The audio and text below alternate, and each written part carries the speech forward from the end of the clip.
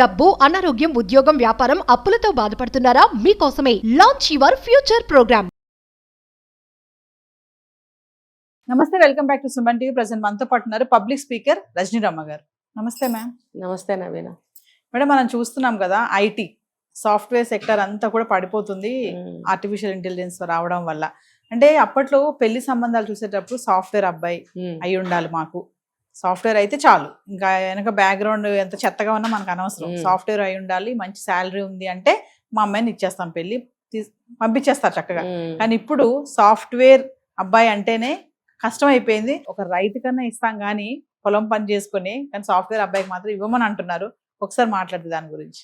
నేను ముందు ఇదే చెప్పదలుచుకున్నా, రైతు కన్నా ఇస్తాం కానీ అని అంటే అలాంటి వాళ్ళకే ఇవ్వండి అని నేను చెప్తున్నా. రైతులు ఏమన్నా తక్కువ? దేశానికి వెన్నెముక.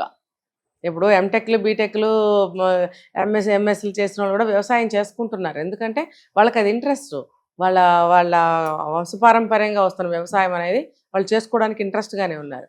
అది చాలా మంచి వృత్తి కూడా. ఇప్పుడు సాఫ్ట్వేర్లు అంటే ఎందుకు ఎగబడుతున్నారు అని అంటే, మంచి శాలరీ వస్తుంది, ఎక్కడికో వెళ్ళిపోతారు, ఇక్కడ ఏమి అంటుకోకుండా హాయిగా. మా పిల్ల ఇక్కడ ఎవరిని అంటుకోకూడదు కదా, మా పిల్ల ఇక్కడ ఎవరిని అంటుకోకూడదు, ఎక్కడికైనా వెళ్ళిపోవాలి, జిల్లా దాటి, రాష్ట్రం దాటి, వీలైతే దేశం దాటి ఎగిరిపోవాలి. ఎగిరిపోతే ఎప్పుడైనా నువ్వే వెళ్ళొచ్చు ఒక్కదానివే. ఇది తల్లిదండ్రుల ఆలోచన. మరి అబ్బాయి తల్లిదండ్రులు ఎప్పుడు కూడా మన ఎందుకులే బాధలు గొడవలని కొంచెం వెనక్కే ఉంటున్నారు అనాదిగా. అంటే అనాదిగా అంటే అప్పట్లో కొంచెం బాధలు పెట్టిన అత్తగారులు ఉన్నారు, కాదనట్లేదు, కానీ ట్రెండ్ మారిపోయిన దగ్గర నుంచి నేను చెప్తున్నాను. ఇప్పుడు దానివల్ల ఏమవుతుందంటే సాఫ్ట్వేర్ ఉద్యోగాలు పోయినాయి అని చెప్పలేము, ఉన్నాయి. కానీ గ్రాడ్యువల్గా ఏమవుతుందంటే, ఇప్పుడు ఒక డికేడ్కి చేంజెస్ అనేవి వస్తూనే ఉంటాయి. గత 20 సంవత్సరాల నుంచి సాఫ్ట్వేర్ అనేది బాగా నడుస్తుంది. మరి ఇప్పుడు మళ్ళీ ఒక చేంజ్ రావాలిగా, టెక్నాలజీ డెవలప్ అవుతుంది, మరి ముందుకు వెళ్ళాలి కదా, అందులోనే ఉంటానంటే కుదరదు. సో ఇప్పుడు ఏఐ వచ్చింది. ఇప్పుడు ఈ ఏఐ కూడా 1 డికేడ్ తర్వాత ఇంకోటేదో రావచ్చు కదా. కాబట్టి ఏది శాశ్వతం కాదు, ఏ ట్రెండ్కి ఆ ట్రెండే. ఈ సాఫ్ట్వేర్ పడిపోయింది అనటానికి కూడా లేదు, కానీ ఏఐ వచ్చిన తర్వాత జాబులు చాలా వరకు తగ్గిపోతాయి. ఇప్పుడు ఎన్నో మిషన్స్ వచ్చినాయి, రోళ్ళు రోకళ్ళ మూలపడలేదా? మరి అలాగే ఈ జాబులు వచ్చినప్పుడు మార్పులు అనేవి అలా ఆటోమేటిక్గా వస్తూ ఉంటాయి, ఒకటి పోతే ఒకటే. మరి ఇప్పుడు వాళ్ళకే పిల్లనిస్తాము అని అంటే అది కుదరదుగా. ఎంతమందికి ఇస్తారు మీరు? మరి మిగతా వృత్తులు ఉద్యోగాలు చేసుకునే వాళ్ళకి పెళ్ళిళ్ళు అవ్వద్దా? లేకపోతే వాళ్ళు మనుషులు కారా? వాళ్ళు చేసే ఉద్యోగాలు కావా? వాళ్ళ కుటుంబాలు కావా? ఎందుకు ఇవ్వరు మీరు అని అంటే, అమ్మో ఇక్కడే ఉంటారు కదా, అమ్మో మేము పడలేం, మీరేదో పెద్ద అమాయకులు, మీరేదో పెద్ద మంచోళ్ళు కదా, ఇంక్లూడింగ్ మీ. ఇప్పుడు మనం ఏదో పెద్ద మంచోళ్ళం అన్నట్టు అలా అనుకోవాల్సిన అవసరం లేదు. ఇప్పుడు ఎక్కడైనా సరే మీరు సమస్య నుంచి దూరంగా పారిపోతున్నారు, సమస్య అక్కడే ఉంటుంది. మీరు సమస్యను ఎట్లా రెక్టిఫై చేసుకోవాలనేది, కుటుంబాలను ఎలా సమన్వయం చేసుకుని ఎలా కలిసిమెలిసి ఉండాలనేది ఎవరన్నా ఆలోచిస్తున్నారా? ఆలోచించకపోవటం వల్ల ఈ దొంగ మార్గం ఎత్తుక్కుని పంపించేయడం బయటికి. ఎప్పుడైనా వీలు కుడితే వాళ్ళే వెళ్ళొస్తుంటారు. ఇలా ట్రెండ్ ఉంది, నేను చెప్పడం కాదు, నాకు ఎవరి మీద కోపకావేశాలు లేవు. సాఫ్ట్వేర్ సంబంధాలు చేస్తే ఇంకా కుటుంబంతో మా అమ్మాయి ఉండాల్సిన పని లేదు, సెపరేట్గా హస్బెండ్ తోటే లగ్జరీగా హాయిగా బతుకుతుందని అమ్మాయిలు ఇస్తున్నారంటారా? మరి అదే కదండి. ఇప్పుడు ఊళ్ళల్లో ఎక్కడా ఈ కంపెనీలు ఉన్నాయి, సాఫ్ట్వేర్ వస్తే హైదరాబాద్ రావాలి, బెంగళూరు రావాలి, ఢిల్లీ వెళ్ళాలి, కలకత్తా వెళ్ళాలి, పెద్ద మెట్రోపాలిటన్ సిటీస్కి వెళ్ళాలి, ఊరు వదిలేసే వెళ్ళాలి. ఉన్న ఊర్లో ఉన్న స్టేట్లో ఉద్యోగం వస్తుందని గ్యారంటీ లేదు. ఉన్న స్టేట్లో ఉద్యోగం వచ్చినా గ్రామాల నుంచి సిటీకే రావాలి. గ్రామానికి సిటీకి దూరాలేగా, అప్పుడప్పుడు గెస్ట్ లాగా వెళ్ళి రావచ్చు కదా. అదే కానీ ఊళ్ళల్లోనే అంటే ఊళ్ళల్లో కష్టాలు అన్నమాట. అందుకని ఊరు దాటించాలి, శాలరీ బాగా వస్తుంది, సొంత ఇల్లు ఉండాలి, పెళ్ళికి కారు ఉండాలి, ప్రాపర్టీలు ఉండాలి, పిల్లాడు ఒక్కడే అయితే చాలు.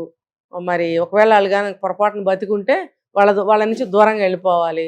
ఇవే కదండి. ఇప్పుడు మన స్కిన్కి ప్రాబ్లం రాకుండా ఉండాలంటే మన స్కిన్ మనం సేవ్ చేసుకోవడానికి ప్రయత్నిస్తాం. కానీ పరిస్థితులు, అవతల వ్యక్తుల యొక్క పరిస్థితి ఏంటి మనం ఆలోచించమా? మన సేఫ్టీ మనం ఆలోచించుకుని ఇలా అనుకుంటున్నాం, వాళ్ళకే ఇవ్వాలి పిల్లల్ని ఇలా. మరి మిగతా వాళ్ళు పనికిరారా? ఇప్పుడు వ్యవసాయదారులు చాలామంది అప్పుడు ఒక 4-5 సంవత్సరాల క్రితం మాకు కూడా పిల్లల్ని ఇవ్వండి, మా ఇళ్లలో పిల్లలకి కూడా పెళ్ళిళ్ళు అవ్వాలి కదా, మాకేమీ లోటు లేదు, చక్కగా మేము వ్యవసాయం చేసుకుంటున్నామంటే సంవత్సరం పొడుగుతా తిండికి బట్టకి ఉండటానికి లోటు అనేది ఉండదు, ప్రశాంతమైన జీవితం. మరి వాళ్ళు కూడా వ్యవసాయదారులు అయినంత మాత్రం కుటుంబంలో అందరూ వ్యవసాయం చేశారుగా, ఏదైనా ఉద్యోగాలు వాళ్ళల్లో కూడా గవర్నమెంట్ ఉద్యోగాలు, చిన్న చిన్న ఉద్యోగాలు, ఆ స్థానికంగా ఏదో ఒకటి చేసుకుంటూనే వ్యవసాయం చేసుకుంటూ ఉంటారు. ప్రశాంతంగా లోటు లేకుండా ఉండొచ్చు కదా అంటే కాదు. స్టేటస్, స్టైలు, లగ్జరీలు, తిరుగుళ్ళు, మరి ఫాస్ట్ ఫుడ్లు, స్టైల్స్, ఈ కొత్త ఫ్యాషన్లు ఇవన్నీ ఉండవు కదా అక్కడ. అందుకని మేము ఉండలేము అక్కడ పుట్టి పెరిగి యువతలకు వచ్చిన వాళ్ళు కూడా అక్కడికి వెళ్ళి ఉండలేరు. అది ఇప్పుడు చెప్పొచ్చేది. ఇంకా మళ్ళీ స్టేట్ గవర్నమెంట్ జాబ్స్ చేస్తున్నారు, స్టేట్స్లోనే ప్రైవేట్ జాబ్స్ ఉంటాయి, రకరకాల కేటగిరీ మనుషులు ఉంటారు. వాళ్ళందరికీ పెళ్ళిళ్ళు వద్ద, వాళ్ళందరూ సాఫ్ట్వేర్లు అయి తీరాలా? మరి వాళ్ళు ఎవరిని పెళ్లి చేసుకోవాలి? నేననేది ఏంటంటే ఏ స్థాయికి సంబంధించిన వాళ్ళు ఆ స్థాయిలో సంబంధాలు చూసుకోమని చెప్తున్నాను నేను. ఇప్పుడు సాఫ్ట్వేర్ వాళ్ళకి ఇచ్చి చేయాలన్నా కట్న కానుకలు అని అంటున్నారు కాబట్టి ఆ కట్న కానుకలు అందరూ ఇవ్వలేనప్పుడు ఇవ్వలేని వాళ్ళకి కూడా వీళ్ళే కావాలంట. తల తాకట్టు పెట్టి ఉన్న ఆస్తులు అమ్మి లేకపోతే కొంచెం అప్పు చేసి సాఫ్ట్వేర్ వాళ్ళకే ఇస్తున్నారని చెప్పి టాక్. మరి ఇప్పుడు ప్రెసెంట్ ఏ హవా నడుస్తుంది కదా మేడం, మరి ఇప్పుడు వాళ్ళకి పెళ్లిళ్ళు అవడం కష్టం అని అంటున్నారు. మరి ఎలా? మరి ఇప్పుడు అదే అంటున్నారు, అందరు సాఫ్ట్వేర్ అబ్బాయి ఎక్కడెత్తుకుంటారు? మరి ఇప్పుడు ఎక్కడెత్తుకుంటారు? ఇప్పుడు తగ్గిపోతున్నాయి. రేపొద్దున ఏఐలో కూడా ఎవరికి వస్తుంది ఉద్యోగం, ఎంతమందికి వస్తుంది అంటే అందులో ఉన్న వాళ్ళకే కొంతమందికే పెళ్లిళ్ళు అవుతాయి. నేను అదే ఆ క్వశ్చనే చేస్తున్నా నేను. మీ స్థాయికి తగ్గ వాళ్ళని మీ కేటగిరీస్ లో మీరు మంచిగా పెళ్లిళ్ళు చేసుకోండి. ఇప్పుడు చూడండి, సిమెంట్ ఎత్తే కూలీ లేకపోతే దేశానికి బిల్డింగ్లు కట్టడానికి దేనికి కూడా లేదు. కూలీలు కూడా వెన్నెముకలు అంటాళ్ళే దేశానికి, రైతులతో పాటు. ఎవరు లేకపోయినా దేశం అనేది నిలబడదు, దేశ ప్రగతి ముందుకు వెళ్ళదు. సో ప్రతి ఒక్కళ్ళు కావాల్సిందే. ఇప్పుడు చెక్క పని చేసేవాళ్ళు కావాలి, సిమెంట్ పని చేసేవాళ్ళు కావాలి, రైతులు కావాలి, రకరకాల గోల్డ్ పని చేసేవాళ్ళు కావాలి, అందరూ కావాల్సిందే. మరి వాళ్ళందరికీ పెళ్ళిళ్ళు వద్దా? నేను చెప్పేది ఏంటంటే వాళ్ళు ఈ సాఫ్ట్వేర్ వాళ్ళ వెనకాల పడకండి. మీరు మీలో చూసుకుని చక్కగా పెళ్లి చేసుకుని మాలాగా కాకుండా ప్రశాంతమైన జీవితాలు గడపండి.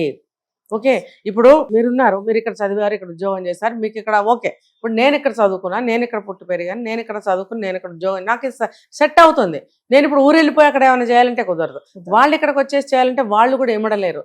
కాబట్టి ఎక్కడ ఉండేవాళ్ళు అక్కడ వాళ్ళని వెతుక్కుని పెళ్లి చేసుకుంటే జీవితాలు, కుటుంబాలు సేఫ్టీగా, ఆరోగ్యంగా, ఆనందంగా, సుఖంగా, ప్రశాంతంగా జీవించగలుగుతారు. ఈ ఉరుకులు పరుగుల జీవితాలతో మీరు పోటీ పడలేము. మనం వాళ్ళతో పడలేము, వాళ్ళు వీళ్ళతో పడలేరు. కాబట్టి ఎక్కడ ఉండేవాళ్ళు అక్కడ వాళ్ళ సర్కిల్లోనే చూసి చేసుకుంటే సుభిక్షంగా ఉంటుంది నన్ను అడిగితే. ఈ ఒక విషయం, ఈ సాఫ్ట్వేర్ వాళ్ళని చేసుకుంటే వీళ్ళకి ఇది సెట్ అవుతుంది. అది ఎంతమందికి సాధ్యం అవుతుంది? వాళ్ళకి అంతమందికే సాధ్యం అవుతుంది, అందరికీ కాదు. కాబట్టి అందని ద్రాక్షకి ఎగరొద్దు. ఇప్పుడు ఆస్తులు అమ్ముకుని సాఫ్ట్వేర్ వాడికి పిల్లనిద్దామని మాత్రం అనుకోకండి. ఎన్ని బాధలు, ఎన్ని సమస్యలు వస్తూనే ఉన్నాయి కాబట్టి గ్రహించండి. Thank you.